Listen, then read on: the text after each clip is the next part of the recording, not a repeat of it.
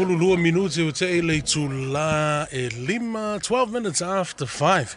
Here on the 685 show, PM in Samoa, 5:31 PI, bringing Pacific people together.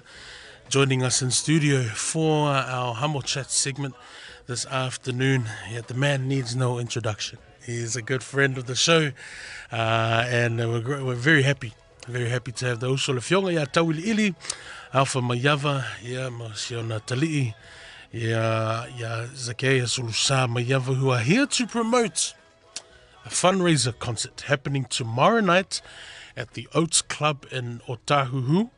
Now, Lusa suffers from a deteriorating neurological condition, called CMT. Yeah, se teimi ona awili ili atulea, ya ole whaasoa, mulwhionga ya tawili ili, ya pole ale winga ole CMT, ya o hafo ia unga, ya ole hafo i se whasosoani le tātou community, ya mole nei wha moe, but without further ado, whaatalo whaatu, whaafelo iatu, lo whionga tawili ili, I le nei, Uli, welcome to the show. Whaatai lo whionga le sa, mole nei fo ia mano whaau, ia e, Tino, whatalo whatu fo ilo soa taule. Sunga ya sa vea. Ia mane malu fo ila leo matanga o fie. Iwa longana fo li fie fio toi mole. Ava noe toi o mai mause. Ava noe. Ia toi whaasoa ne fia fia. Ave fo leo noe whatalo whatu ile malu fo iso tātou tunu. I e fo i o loo tapua I mai. Matu mai li muli pana I tō loo tātou tunu o Samoa. Ia whape fo I e o loo. O taunga whai e. Ele to manga ya tunu ese wa fo ile manui o ainga whape ia. Sio tātou tunu. Lo wha lo lava. Malo, tātou whiwha malo nei vaenga o le fiafi, vai se unga, talo na tātou mafuta, ia whaaftai le alofa, no le anga leo le atua. Ia toi maua le mafutanga o avano leo maua. We very really get to, whapasi ia lungo le online, ma le on the road. Ia, whaaftai leo maua le avano. Ta alofa Ulusa, welcome to the show, it's great to have you back again. Hi. Hello. Samoa. Ta alofa. Malu gul. An mea ngare mau le o kuka I en maru koku. Malo whaftai.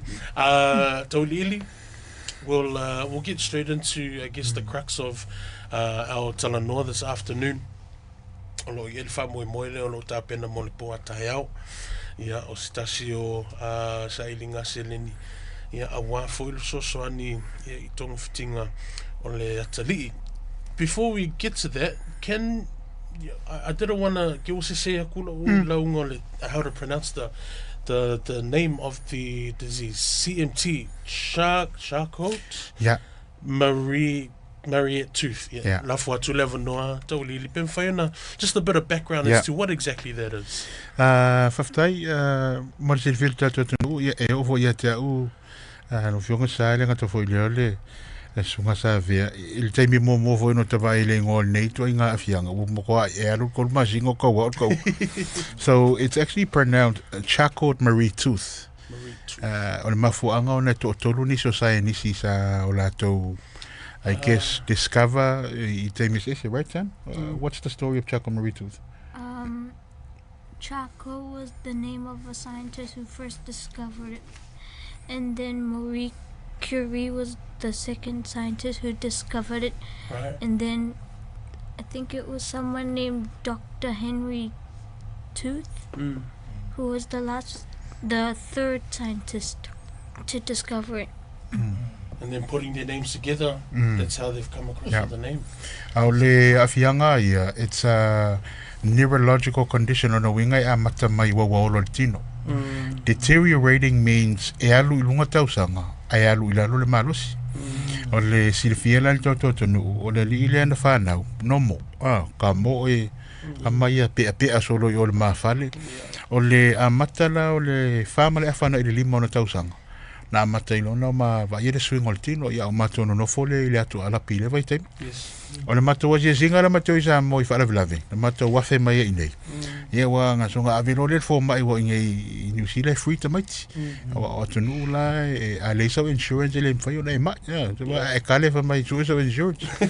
Ia ai te ua mawa ilo le tala le GP. Wa tawana mato wa ai se specialist e batu le specialist e fa mtala mai. O le mato I mawa e o afianga o le ni ile wa tawana mato nofo. Ia, o inana ama tana ma ua o ngama jo tolu. Ia. Wa fo ile isi tama titi o sama fa na una tupo ise afianga fa pela matang. Ia. Ia, e ono tau sanga o sa ilile. Ia afianga fo el tino.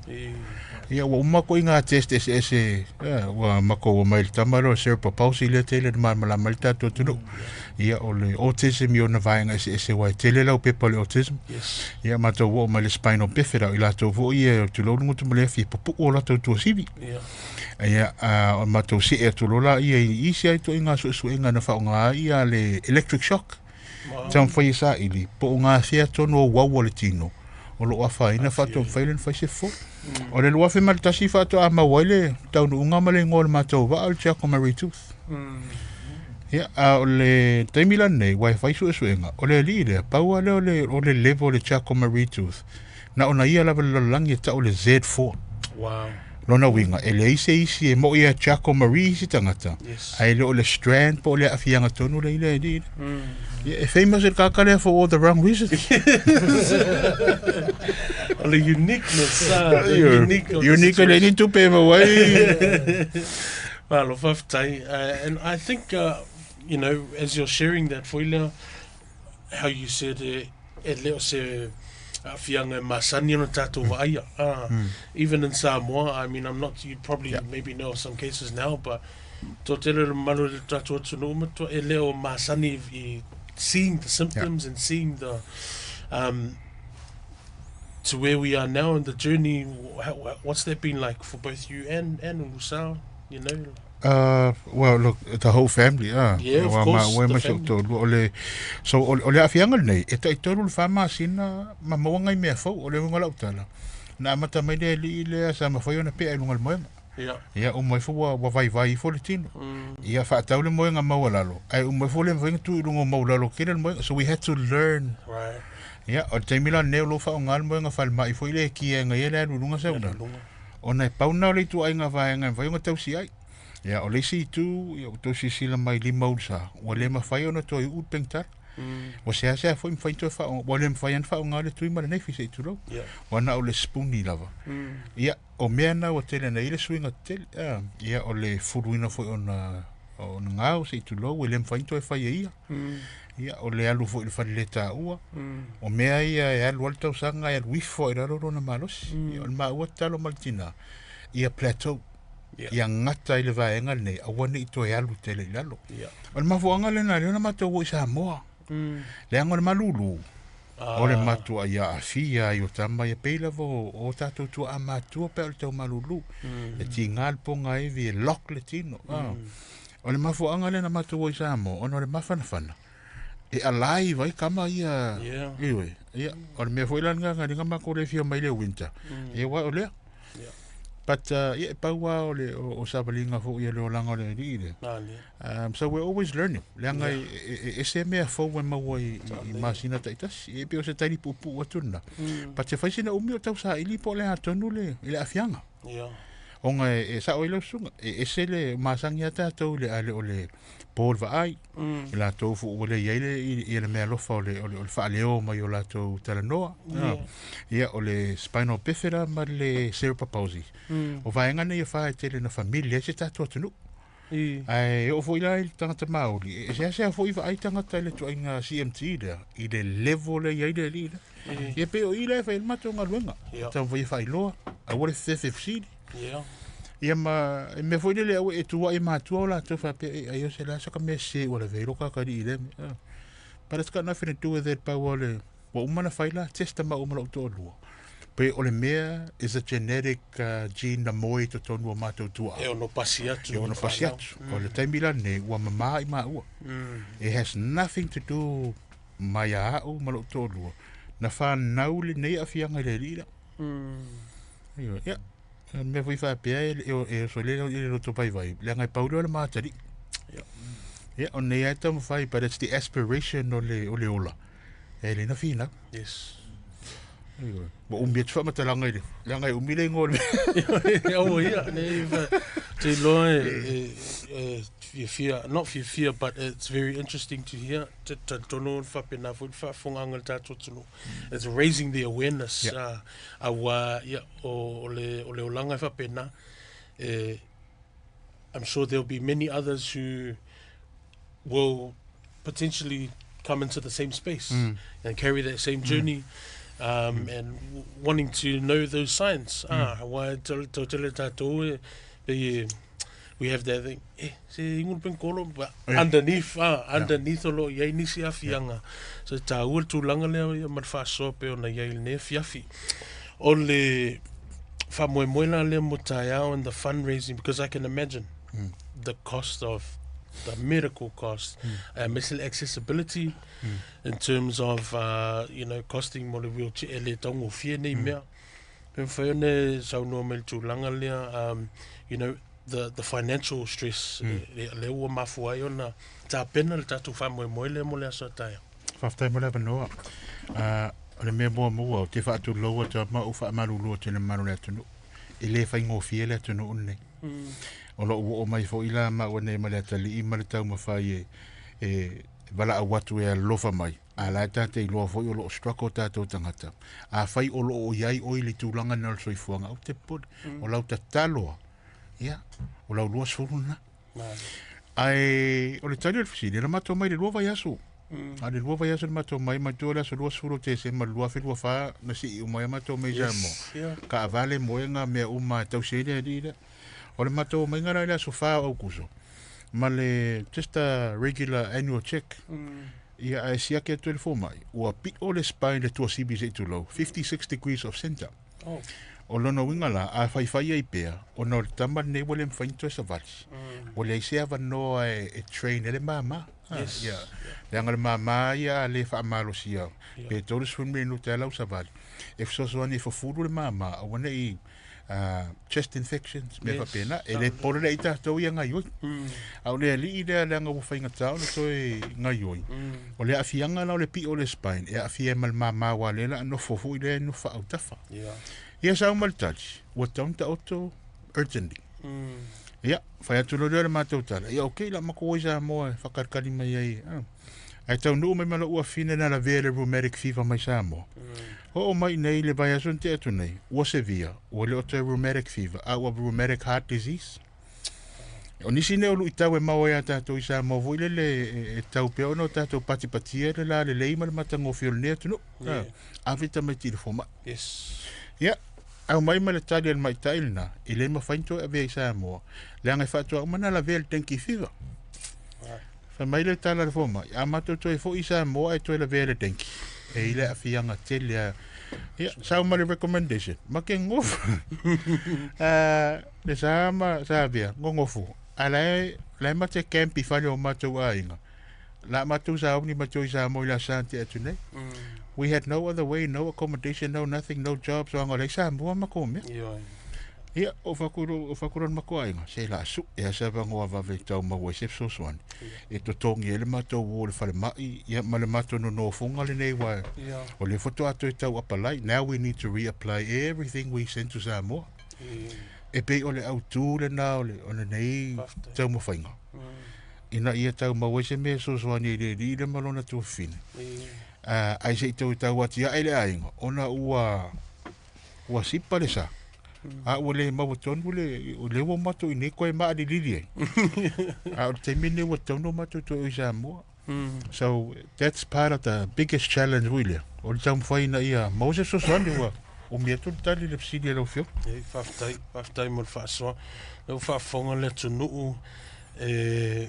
It's a situation that no parent or any family member wants to ever go through. At whaftai le tua, ia o le whaafonga le tunu, whaafonga fōi, ia le sunga le whaatonu.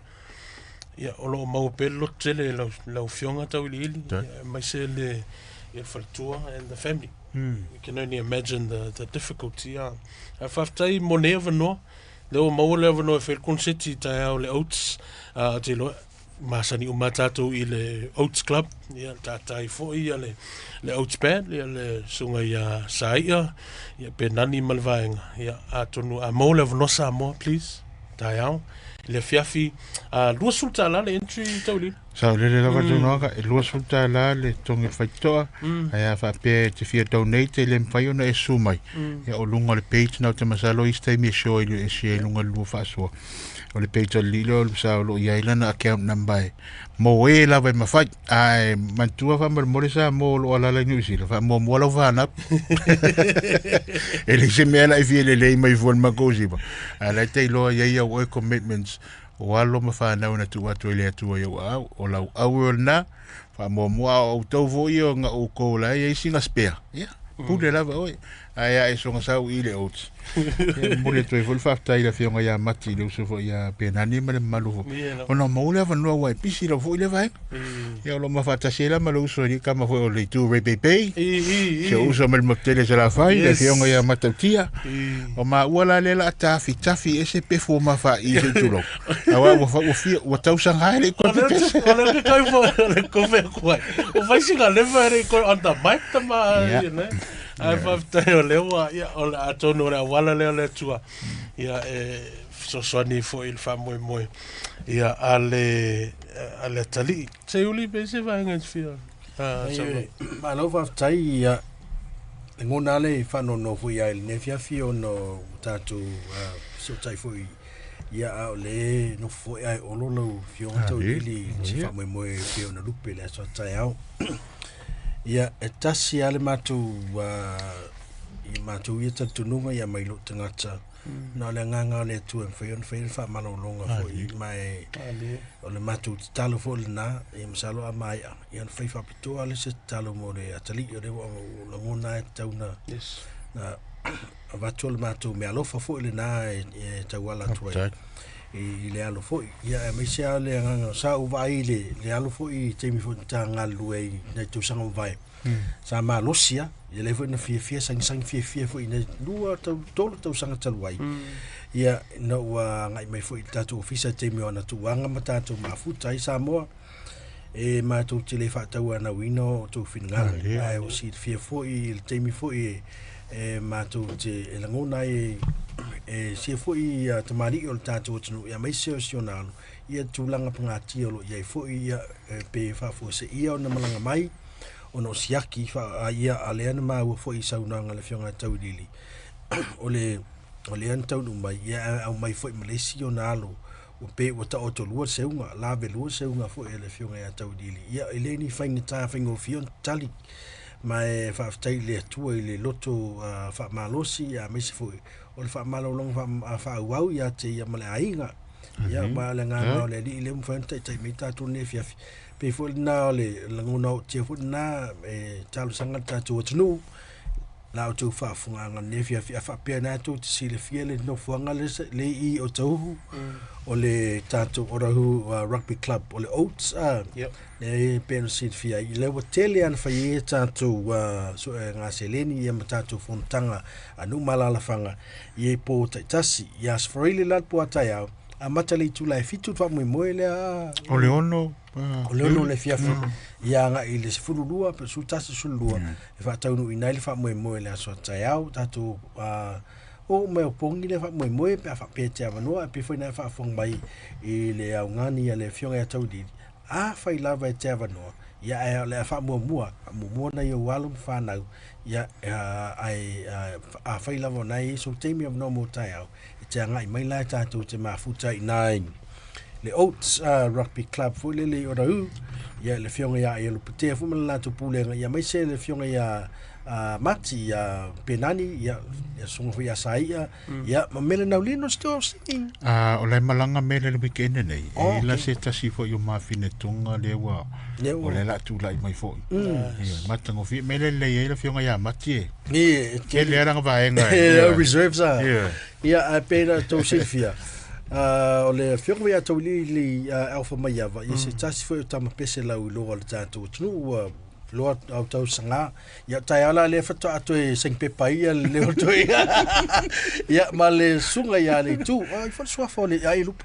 e makaukia oh I sato Iva o ia fionga ma tia ia le tu mo Ray Baby na tu ia ka so ko ia yes tas fo bali longa fo I fa le fa fia ia me se lava ia emceeing for events te fu o ia Samoa College wa to sanga wa tasi musunga le tua o le fa luma lau ilo na al kolisi Samoa ilo na fo taimi ia ma tau sanga ai fa aftai le tua o le fa mai tau atu lo mo pele le tani ia usa ia malus ia la mai fia le tani usa e ui lava i le fenga ia i lon soifua mai e fo i mafetianga o tino ia e lo mo pe ia le fia vi inga fo i lo tanto tu au te polo sa fa malolonga le tu no ia to e su ia to e ia ai mai alo tata proclame fa fa to se talo ia fa pe fo na te lo mo to malo lawa ne via fi i tau na talo fa tasi mai mato ni sa talo fa tasi fa malolonga fa wau e le atri ia usa au fenga i fo i male nei maftiang o tino pe na ia alo faftai ia o tau li le o sau no le sunga fa ton ele to i fa sili se talo le nganga lava le ia manuia le fa moe mo ta ia me se foi le fa fonga me le tato no sa mo le o sau no se yuli ia il tulang la lava se mea mafai ia pensa no tau ni o ala wangi speo kokoi ia lango sua i le fa moe le tali ia se yuli upur palangi there's no time like now ia la tu atu 11 no manu le tata mafuta ma le fionga ia tau ili tonu tau fola nei vai tau le nei vai temi tu atu 11 no e lau sunga le fa tonu te ia tatou se talo i le nei vai ngon por kalami ia ona fai wina le o le vaenga le tatu por kalami tau ili pe isi vaenga te fia sau no ia le tu atu level no ia se yuli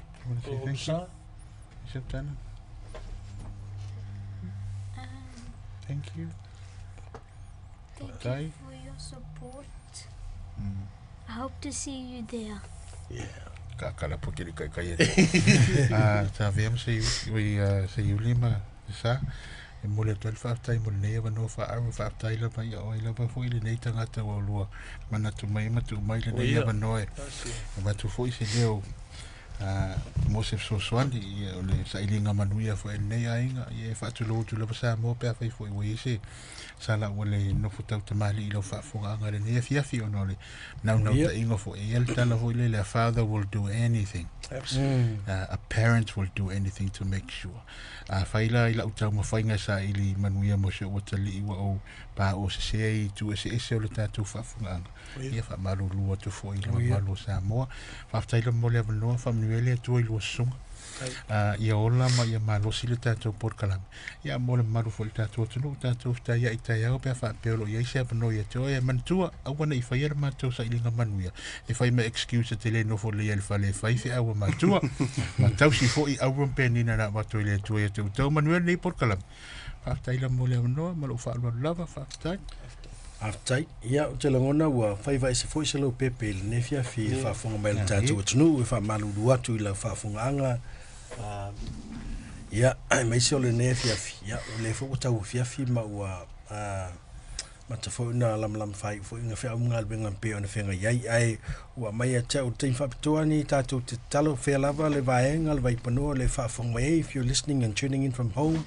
and you wish to pray together with us for healing to be upon our son Olusa ia mana ia la au avela ta vale o ngona fo ile nei fiafi ia no ngona fa atasi mai matou fa malolonga ile fa se ma fa malolonga al tato le tio fa malolonga o Yesu e fa ia fa malolonga ai o tato e fa wina ia fa wina nei lava fo inga luenga o le talo mo fa malolonga ia a o fa pena te mafuta mai lo moto malawa tono lo ta vale fa le finga luenga if you spare this moment with us together ia pe tatu te talo fata siai ile atali ia utsa no mato tua fa fe taitele ne fiafi o mo fo le maftanga ma le uso ia taulili a mai se fo le atali ia utsa tama we sila fia mai le langi ia le mai fo i lo fia ngai ma le atali mato te le tau fa matalaina o e sila fia lava la sanga umal soifuanga lo matou tua matou te talo i lau fa malolonga ia tia le mana whaamalolo i lo suafa Iesu mātou te wala uai le li i e whaamalolo i le atali i. Mai se fo i tonga fitinga i e whaanga ina fo i e li i matamai tai fo mai e whaau uai le whaamalolonga i reila au mea umalawano mātou atua. E ela le whaatuatua le ne fiafi tamā mātou te tu whaatasi fo i a whaafonga Samoa o i mātou umalawa mātou te langona o tia wha le mātua i whanau mātou te wala au o mea fo i mātou te fusifusia i lalo nei fusifusia i lunga o mea fo i talaina i lalo nei talaina fo i lunga e ala i lo mātou whaatutua lo mātou tua o mātou wala awai le whaamalolonga whaauau i le tali i au lusa le tali fo i a Sakies ia mai ama tama anga le mai whamanui le ainga whamanui fo i ona mātua mauso ona tua whaafine whaamalolo whaauau fo tu fine ono sa whaata o tali e fo i mai o le tino leli ia e li fina mai ave sea le a whainai o le fo nei le ainga o le uso ia tau i ili malon to lua fo i male whanau i iei whaamalolonga i lau fiu ia te i male ainga whaatau tai e lau fiu lona sama mea umalawa ia fo i le vi inga i lau fiu no o Yesu. Amen. Amen.